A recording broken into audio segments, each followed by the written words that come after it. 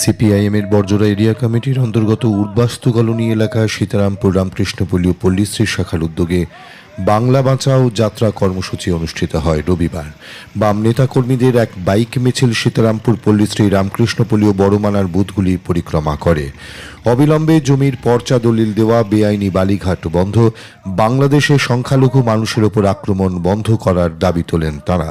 দেশের বিভিন্ন রাজ্যে বাংলা ভাষাভাষীদের ওপর আক্রমণের প্রতিবাদে ও উদ্বাস্তু মানুষ সহ সাধারণ জনগণের কাজ, শিক্ষা ও স্বাস্থ্যের দাবিতে স্লোগান ওঠে মিছিল থেকে। Bureau report, radio city Bangla. হবে।